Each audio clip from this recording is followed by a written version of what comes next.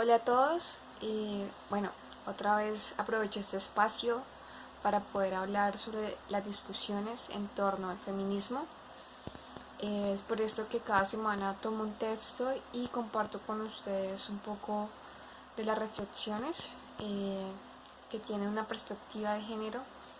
En este caso quiero abordar el tema de la terapia, entendiéndola como lo plantea esta autora. Se llama María Fornet. El título es El feminismo terapéutico. Bueno, antes de hablar desde el libro, pues voy a contarles un poco de cómo he llegado a él. Es un libro, primero, pues su nombre ya por sí es prometedor. Creo que al leer el título sentí que quería abarcar muchas cosas y que era más como una introducción o como una visión, un panorama de lo que puede ser una posibilidad. Sin embargo, hay que tener mucho cuidado un poco con estos títulos y, la, y las estrategias de marketing que hay alrededor de los mismos, pues para su compra y venta. Entonces sabía que el título por sí pues había capturado mi atención, pero también respondían como esta búsqueda de mujeres escritoras. La otra vez hablé de las mujeres artistas, pues esta vez nos plantean a un montón de escritoras que alguna vez tenemos que tener la oportunidad de leer. Eh, Entre ellas está Virginia Woolf, Sylvia Plath, Margaret Duras, otras escritoras que voy a nombrar.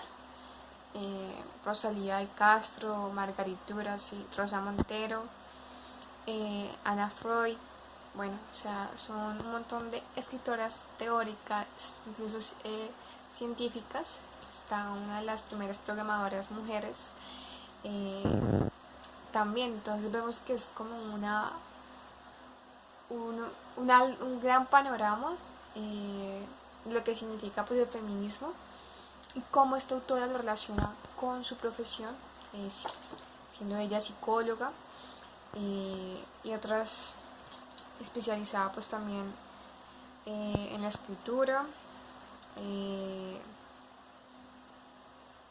y bueno, en estas discusiones de perspectiva de género. Voy a leerles un poco sobre ella. Bueno, se llama María Fornet. Durante los últimos años ha trabajado en Londres como directora de la formación y desarrollo de una ONG al servicio de las mujeres. En la misma ciudad ha formado parte del comité de dirección de una asociación comprometida con la violencia de género y el empoderamiento femenino. Bueno, y esta es su primera obra que ella hace, abordando temas de discusión, de opinión, y tiene la cualidad de que se refiere siempre en segunda persona. Entonces vemos que es como una conversación. Ella no presume de un valor de verdad, pero sí entusiasma un poco con su título. Eh,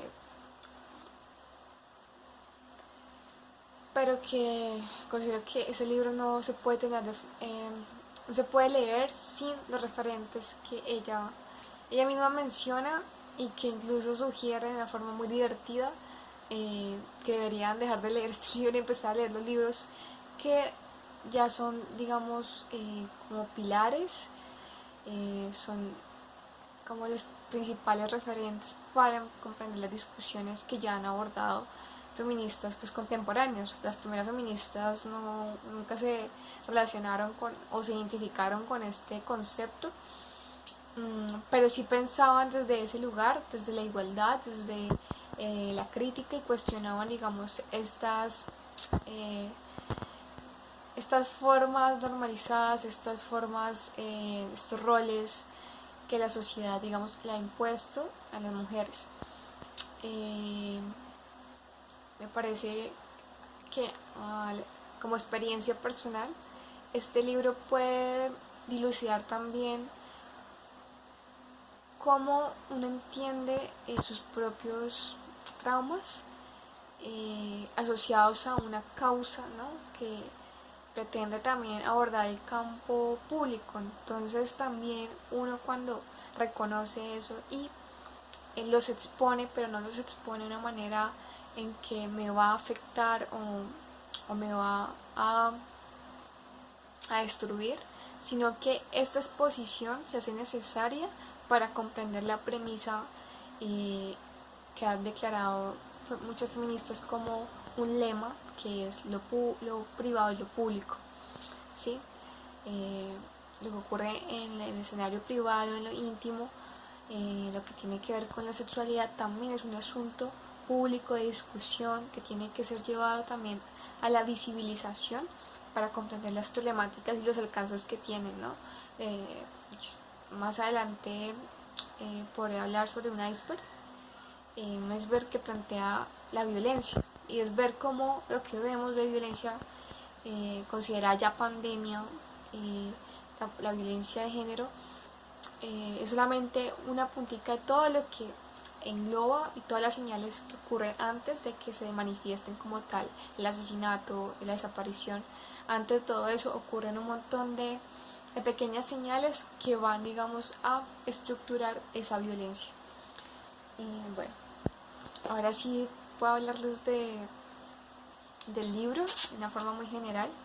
En el libro se presenta con varios capítulos, entre ellos 3 partes.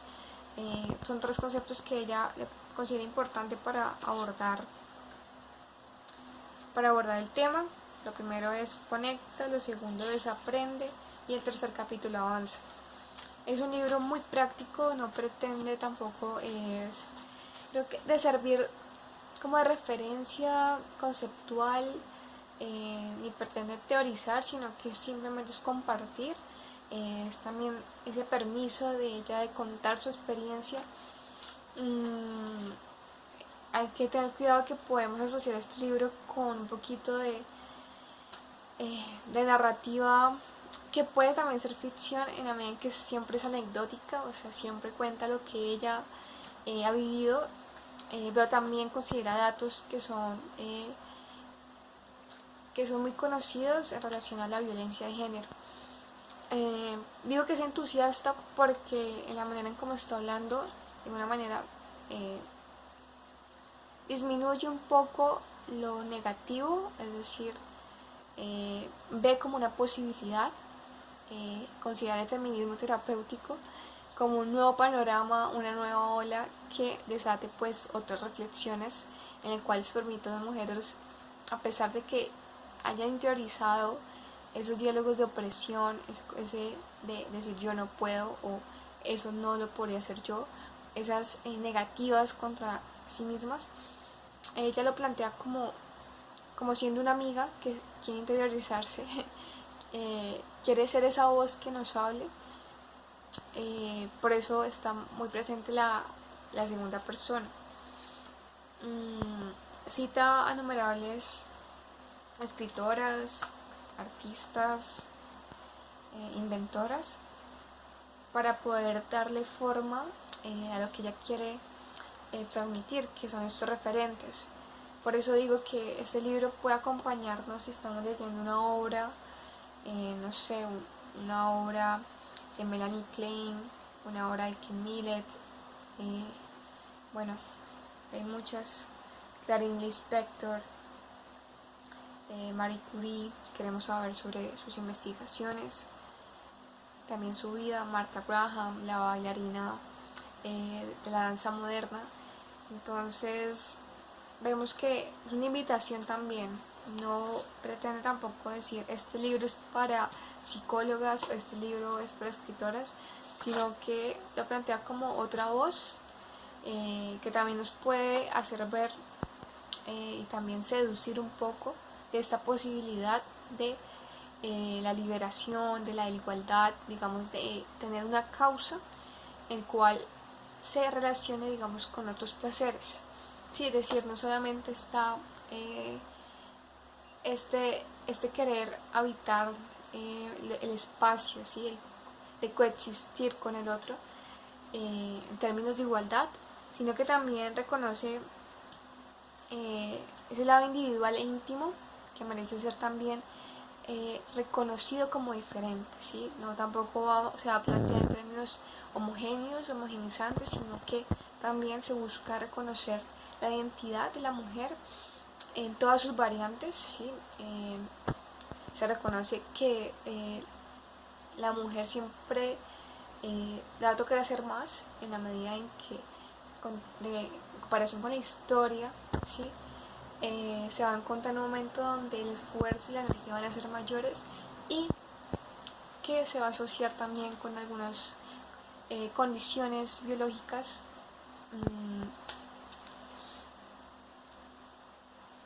que nos va a plantear otro tiempo vívido, ya no tiempo medible, sino un tiempo vívido de las mujeres, que es diferente al tiempo que nos enseñan, ¿sí? De forma autoritaria o como norma, el tiempo de años, días, meses. Voy a leerles un fragmento al azar, porque siento que todo puede hablar de esta causa, de este síntoma también, en relación al sufrimiento íntimo. Bueno, voy a leerles. Bueno, este es el capítulo 10, sí, son 3 partes y este es el capítulo 10. El feminismo es terapéutico. Si en la primera parte del libro nos hemos dedicado a conectar, a trabajar y mirar hacia adentro, en esta vamos a poner el foco en ciertos aspectos de nuestra forma de entender la vida, que aún sin ser conscientes acaban por impactar en nuestra salud mental, nuestra relación con nosotras y el mundo que nos rodea. Estos aspectos conforman el filtro a través del cual entendemos el mundo y afectan toda nuestra conducta, en la cual profundizaremos con más calma. La idea que subyace a todo el libro es justo esta: el feminismo es terapéutico, y sin la perspectiva que nos da su conocimiento, no hay camino a la voz propia. La mirada de género es sanadora, aunque en principio nos pueda parecer lo contrario. Entiendo que abrir los ojos a la desigualdad, reconocer la desventaja y abrazar nuestra vulnerabilidad no parece en principio un buen medio para reclamar control y empoderarnos, pero estaremos de acuerdo en que negar la evidencia tampoco nos llevará lejos. Sea de un modo u otro, siento que una vez entiendas lo que voy a contarte, vas a pasar por un periodo de mosqueo. No, en realidad no quiero decir mosqueo. Una vez que comiences a ver lo que muchas y muchos ya vemos, vas a rozar la posibilidad de acabar explotando de enfado. Pero la rabia es necesaria, la rabia es terapéutica, es liberadora, es empoderadora.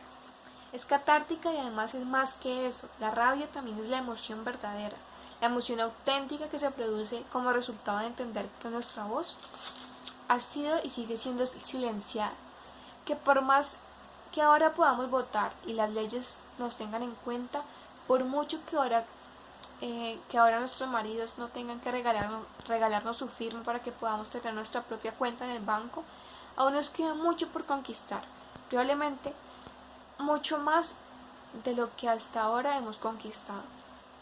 Y esto, por evidente que parezca, muchas y muchos parecen haberlo olvidado. La rabia es solo un primer paso, y no es mi intención que vivas en permanente angustia. Si lo es que pases por las emociones naturales que produce, y debe de producir la constatación de una injusticia, que no las calles y conectes con una realidad incómoda, que aceptes esas emociones incómodas como parte de este camino y las uses para movilizar energías, impulsarte en dirección a la acción. Ya hablaremos más de cerca de cómo lo personal es político y de cómo no hay atajos para el cambio individual y social, aunque un primer paso es el sentir la rabia de ver las cosas con claridad y no como antes lo hacías. Te sigo prometiendo lo que prometí cuando abriste la primera página, que el feminismo es terapéutico y es el camino lógico hacia la voz propia. Bueno, en este libro, pues ella hace unos pequeños recuadros en el cual nos cita a otras autoras. Ella cita a Melanie Klein en esta parte. El equilibrio no significa evitar conflictos, implica la fuerza para tolerar emociones dolorosas y poder manejarlas. Si disociamos excesivamente las emociones dolorosas, restringimos la personalidad y provocamos inhibiciones variadas. De esto se desprende que la salud mental no es compatible con la superficialidad, puesto que ésta se vincula con la renegación del conflicto interior y de las dificultades externas. Se utiliza la renegación de manera excesiva porque el yo no es suficientemente fuerte para tolerar el dolor.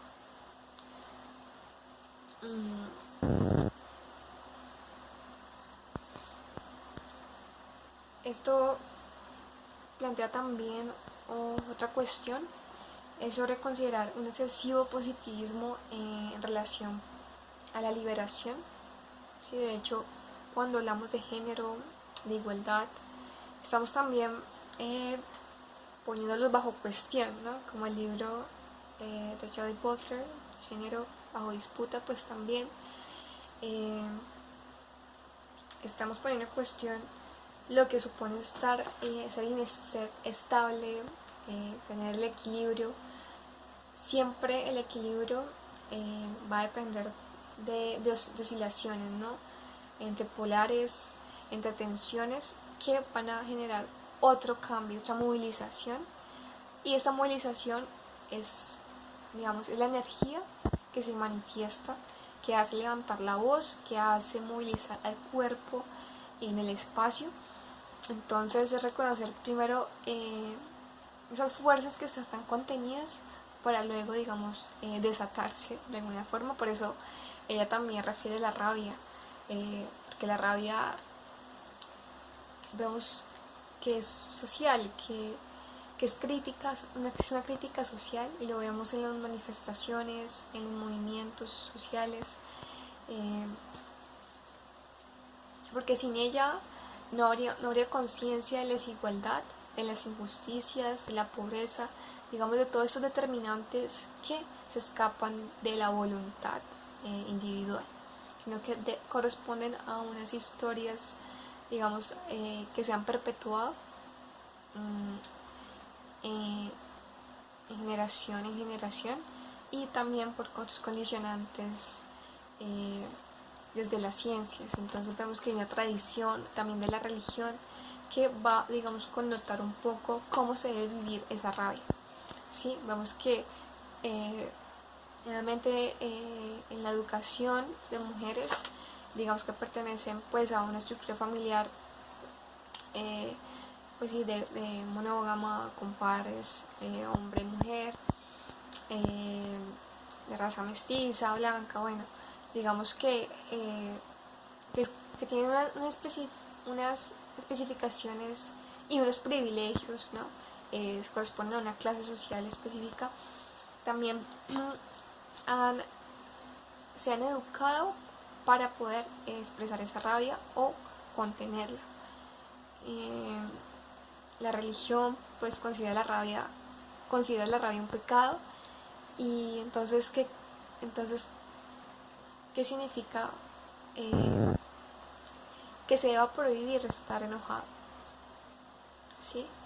Es como aceptar que nada va a cambiar, es de alguna manera hacer que el cuerpo adquiera otros síntomas, otros gestos, otras formas, digamos, de expresar esa ira, sea no la forma con la voz, sino también puede quedarse canalizada y no puede llegar a tramitarse en un diálogo o en una obra, sino que puede quedarse, digamos, atrapada. Y ahí vemos por qué ella en este libro también menciona mucho la culpa que sienten las mujeres con respecto a su cuerpo, sus humores, sus reacciones, como si fueran algo que dependiera de ellas solamente. Y vemos que realmente estas reacciones corresponden realmente a a un montón de factores. Por ejemplo, están los ciclos menstruales, ¿sí? Está las brechas entre género, está la historia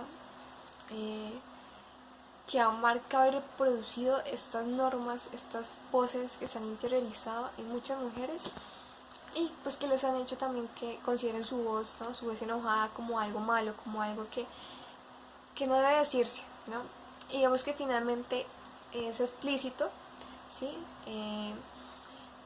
Que se va a expresar así, digamos, lo repriman, porque evidentemente la contención falla, ¿sí? Y la idea es que desde, digamos, desde la conciencia, y por eso mismo se plantea como una idea de sanación, es poder abordar estos conflictos, estas contradicciones, incluso la paradoja para emprender un cambio. Si no hubieran estos buenos y malos, bueno, más allá de hablarlos como binarios, sino como estas tensiones de cosas que parecen aparentemente diferentes, no habría un discurso el cual exprese precisamente estos malestares. Bueno, no siento más. Como para cerrar, recomiendo el libro, más como un abrebocas para comprender, para pensar sobre el, estas cualidades, digamos, que nos convocan como mujeres, siendo conscientes de muchos, digamos, de muchos factores sociales, ¿no? Desde el privilegio, desde, eh, desde la nación, desde lo económico, es ver una dimensión muy amplia. Por eso digo que el texto es abarcador, porque quiere decirnos mucho, y esta sería un poco la crítica, es que a veces también tiende un poco a ser superficial, puesto que nombra un montón de autoras que son muy relevantes. Claramente entre ellas estaría Simone de Beauvoir, y que nos sugiere más bien que las leamos a ellas. Creo que sea lo principal, y luego sí escuchar la voz de ella, es decir, como parte de esa tendencia, ¿no? Es como reconocer en qué está inscrito ese texto y qué lo motiva, digamos, a estructurarse. Igual lo pueden leer, ¿sí? Y luego sí plantear qué autoras ya han leído y cuáles les suscita por leer a partir del texto. En mi caso, había tenido referencia a algunas, ya había mencionado a Silvia Plath, pero no conocía, por ejemplo, Ana María Matute, Naomi Wolf, Carmen Maltingate, Teresa de Ávila, Roxanne Kai, ok, bueno, me corregirá. Y bueno, por aquí hay Elena Ferranti. Esta es la imagen, parece muy bonita, muy sencilla, en el cual, digamos, los nombres de las autoras, escritoras, creadoras están escritos en la carátula. Bueno, gracias por ver el video, y espero poder conversar de forma más privada, y pues también recibir comentarios, incluso si no les pareció, o qué piensan respecto pues a esta reflexión, y también si han tenido la oportunidad de leerlo, pues estaré atenta para discutirlo. Bueno, gracias.